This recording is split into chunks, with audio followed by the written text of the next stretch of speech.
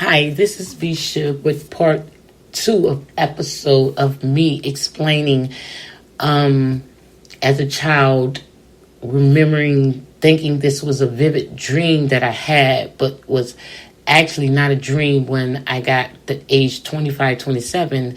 And I asked my mom, what's this true? Like I heard grandmother reciting, something in the hallway and, some like whippings of chains and some type of animal roaring and the lights flickering off and on and like flames and fires.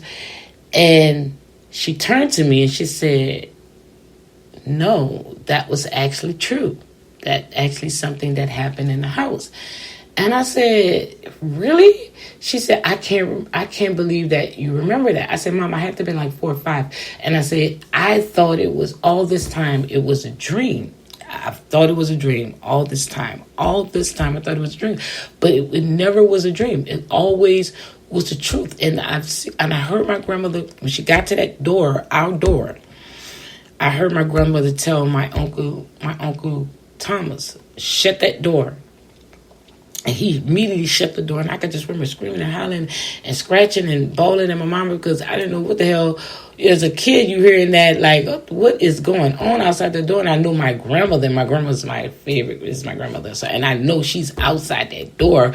Whatever that was outside the door as a child at 4, you hear that. It's like, what the hell? The lights is flicking off and on. And I can hear my grandma going all the way down the hallway into her room. And I heard her room door shut. And when her room door shut, the lights flicking off and on. And I could still hear her chanting and whatever she was doing. And then everything just ceased. Everything stopped. And then she came and she knocked on the door. And she was like, y'all could come out. And then I was like, and that's all. It's like I could remember, my mind could filter from that. And it was like one time when me, my sister, my uncle Lance, he was 23 when he died. He used to like to go out and and drink. He was 23 and he got hit by a drunk driver that hit him, got out the car, threw him in the ditch, and drove on. He was later found and arrested after, a extensive search for him, but he was later found and arrested. But long story short, my Uncle Lance, my favorite uncle that used to come and he used to, just play with us, he died at the age of 23. And when he would come in at nighttime, he would go fix him a plate of food, and he would scrape his plate. And he used to always do that, like scrape his plate out. My grandma used to get so mad, like, Glenn, stop doing that, stop doing that. And we were kids, we were like 4 or 5, I said. And like I said, a lot of things were going on in this house. And we heard the plate scraping. Now, we know the only person that scrapes a plate is Uncle Lance. And we know that Uncle Lance is dead. So we know this as kids that I can remember, when he died, my mom coming home, because my mom is the second to the oldest child in the house. My auntie had married out, and so my mom was there taking care of the siblings. The other siblings plus her kids, and, plus my grandma kid, my auntie Tiny, because we were like 10 years apart. My uncle Blackie that was still in the house. She was still taking care of the siblings because my grandma did work.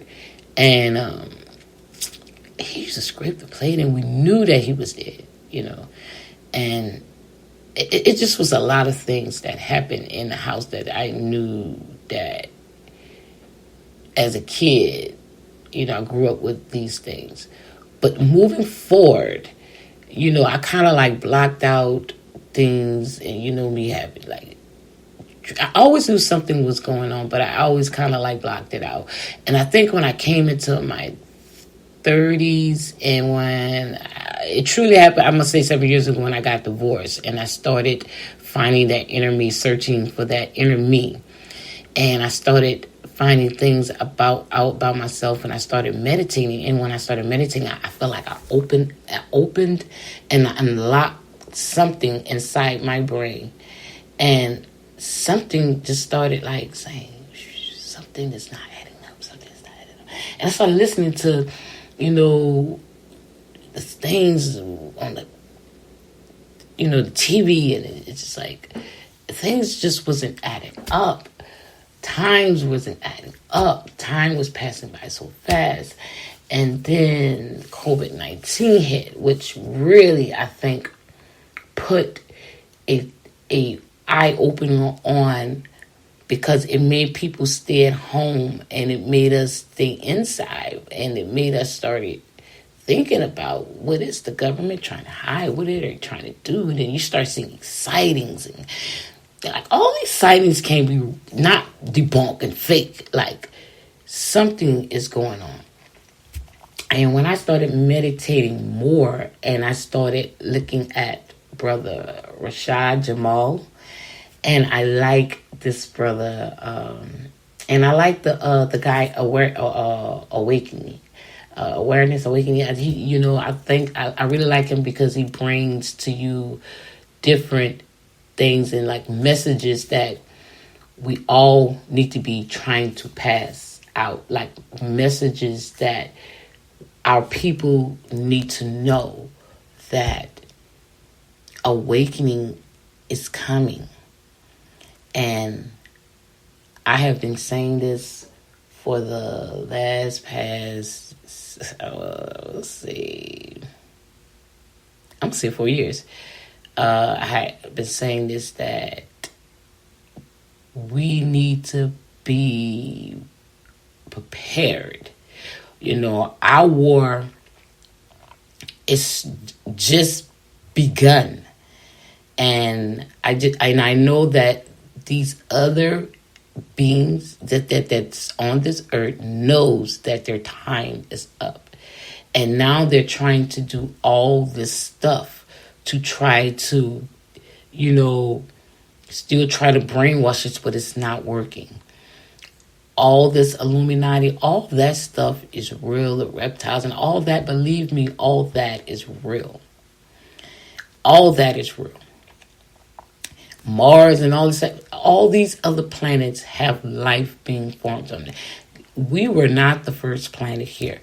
If there were planets before us and had other beings on them, what makes you think that they wouldn't have beings on there, other humans or whatever aliases on there now? Like, the government has been lying to us so much. When have they told us the truth? They have never told us the truth. They've always told us a lie. So to believe what the government is saying, now it's like they can't hide it. They can't debunk it. They can't hide it. So now they're coming out with all these methods and all these things to try to kill off the race.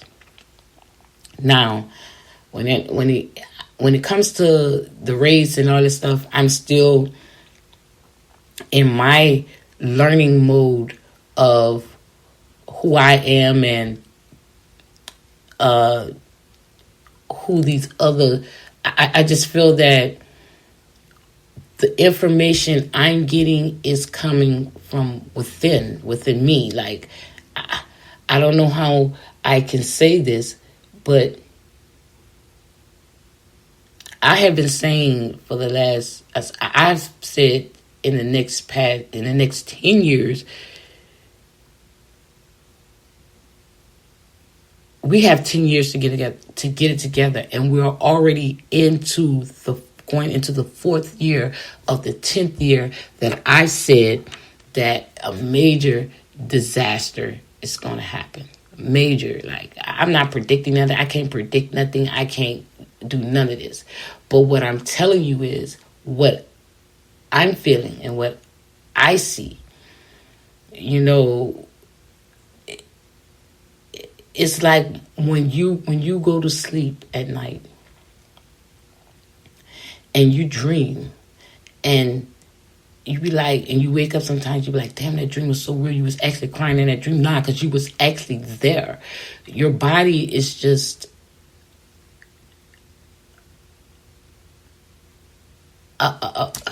a piece of flesh that when you came into this world, you came into this world as through the universe, and I'm so, it's like this. Okay, I started feeling like it's something when my mom died 12 years ago, and I was very close to my mom. And like I said, I grew up in church, very spiritual,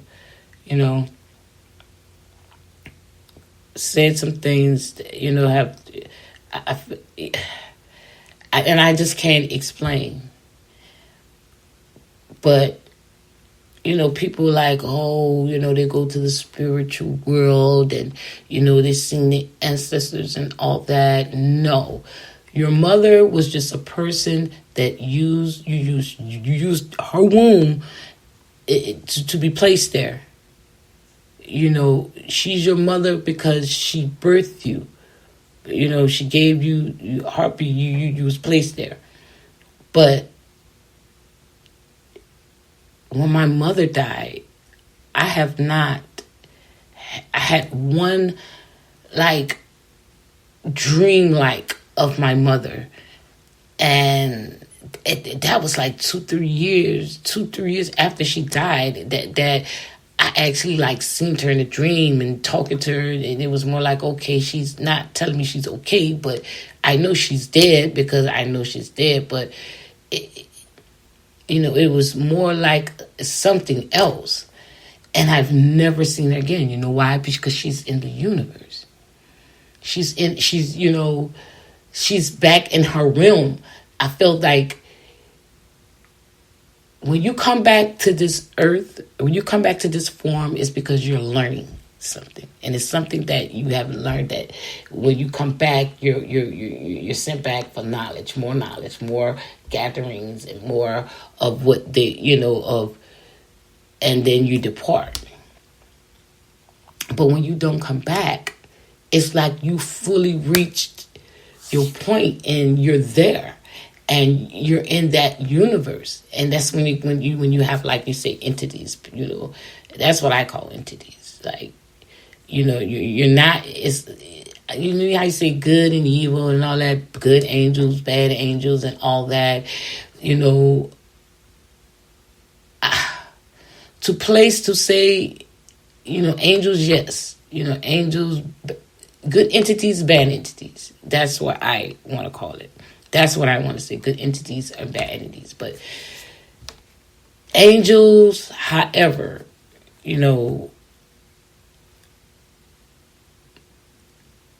whatever you want to call it, I've never seen her again. I've never dreamed of her again. So I know that her time here was done. She was finished what she had to learn.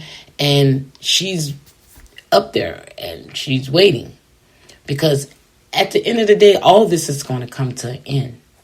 And the only beings that's going to be left on this earth are the ones that are supposed to be here. Plain and simple. The ones that are supposed to be here. You can run, you can hide, but the ones that are supposed to be here, because they know that the people that invade this theory know that the day is coming to an end. And pretty soon, everybody's going to be awakened. See, I think it's more like a shift, and everybody's starting to awaken now. It's like a lot of people are being awakened, and a lot of exposure, and a lot of people are coming out, telling this was a classified. All this stuff is starting to come out. It's no more debunked. They can't debunk anything anymore. And life as humanity as we know it, everything will be everything. Well, I'm gonna sign off on this with B Shug podcast, and I will be coming back at you with episode 3. Keep talking on about us trying to be awakened on what is really actually going on and what we need to stand for. This is